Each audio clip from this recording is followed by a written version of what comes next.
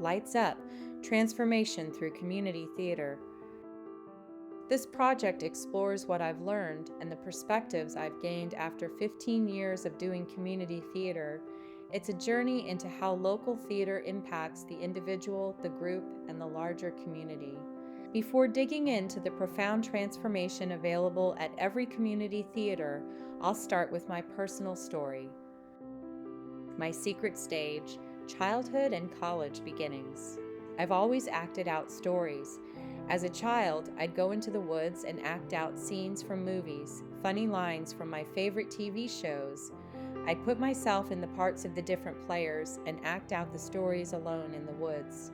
In high school, we had a theater program, but I was always too shy to put myself out there and too afraid of not being able to learn lines. My French classes were where I first took stage. I loved learning poetry, monologues, and short plays in French and performing them in front of the small groups. The first time I experienced the joy of performance was in French class. Before starting one skit I recall, I told my classmates that the scene took place on the Eiffel Tower. It was easy for me to put myself there, to look out over the city and be surrounded by the beauty and the history. Then I sighed, and a delicious wave of laughter rolled over me. They weren't laughing at me. I had transported to another place, and they came along for the ride. It was the first time I felt an audience with me, present and listening. It was only one moment, but I wanted more. That wave of pleasure, fun, and joy. The intensity of being seen, being vulnerable. The connection. That sweet moment of no barriers, just blissful play. But it was my secret thrill. I was too shy to go looking for more. In college, my best friend, Elsa, and I found a couple of places where I stayed in touch with that feeling. In theater appreciation class, she and I did a skit that made our instructor laugh so hard he almost fell out of his chair. As freshmen living on campus, we came across the performance interest group. Students would get together and perform monologues for each other. We attended as many performances as we could, but the thought of memorizing a whole monologue was beyond my reach. I yearned to do it and was in awe of the brave and talented people who could get up in front of others, tell a story, and hold the attention of the audience who so willingly listened. Still, I took no action beyond absorbing movies and TV shows. Acting and playing with stories was a quiet, healing place for me, an escape, my own little secret world. As a sophomore, my friend Jessica and I were coming out of recycled books and records in Denton, Texas, when she came across a flyer for the Denton Theater Lab. It was a group of student playwrights who put on staged readings of their plays to see how they were coming along. They needed actors. We shared it with our friends, and for the first time I felt I could give it a try. We'd have the scripts in hand, we'd perform in the basement of the bookstore. I could do that. I performed in a few shows and loved it. I even met the man I would marry there. Even though I loved performing, life pulled me in other directions. I turned more toward writing, and theater went quiet for a while. It would take heartbreak, loss, and a dream to bring me back to the stage. From words to stage, writing, loss, and seizing the day. As an adult, I focused more on writing than seeking the thrill of performance. My husband was a writer too, so I hoped it was something we could do together. I got active in the Dallas-Fort Worth Writers' Workshop and shaped the stories in my mind into words on a page. Occasionally, I would see an audition notice and try out for a play, but I never really understood the process. I'd read well, people seemed to enjoy it, but I couldn't get cast. In 2008, I moved back to my hometown divorced and just happened to move half a mile from Duncanville Community Theater DCT. I drove by the blue lights of the marquee so many times and wondered about it, but I stayed away. I'd had enough of disappointment and rejection. Then one night in the summer of 2010, I saw there was a show. It was closing night of the Hallelujah Girls. I stepped into the lobby and saw Miss Jackson, who had been the theater teacher when I was in high school, working in the box office. She didn't know me, but I remembered her.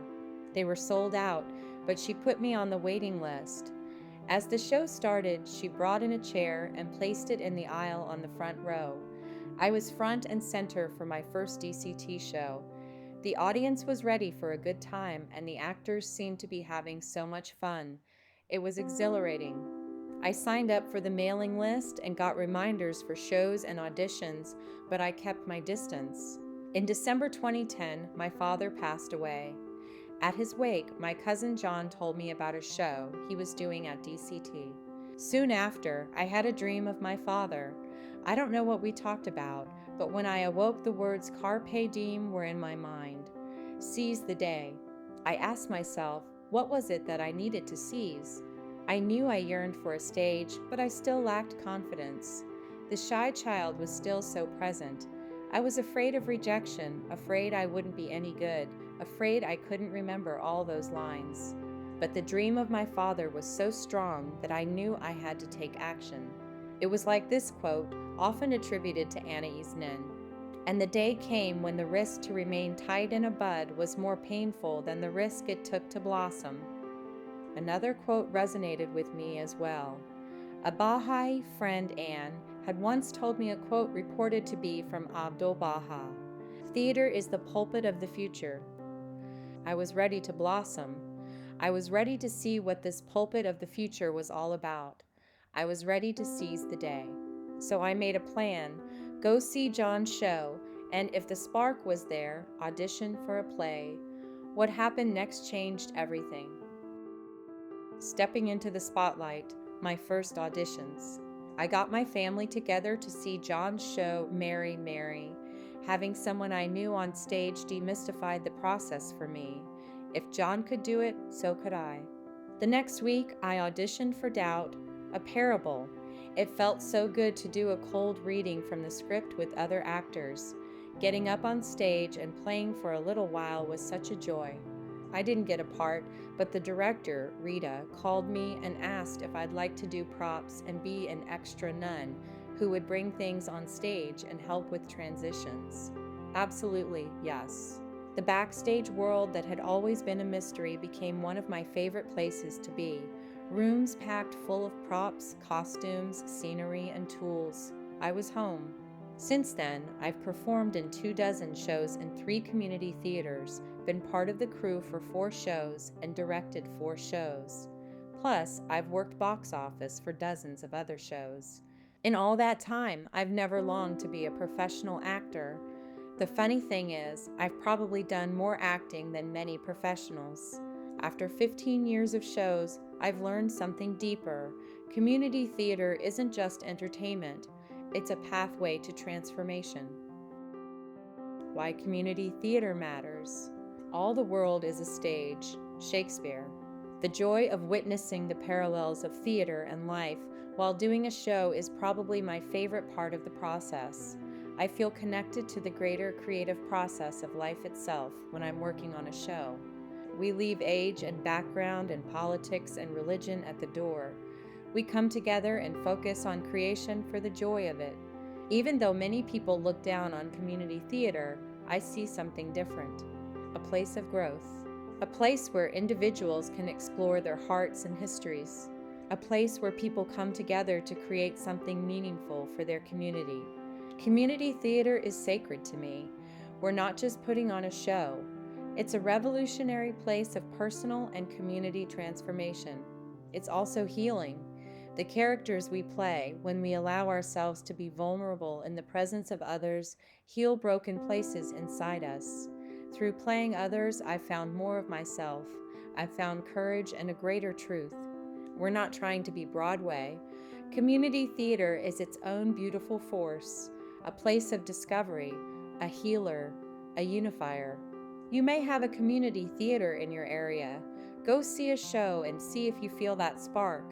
And you don't have to go on stage to be part of it. There are many ways to create in community theater. Who knows, you may just find yourself transformed too. If you'd like to go on this journey with me, please subscribe and share your experiences of community theater.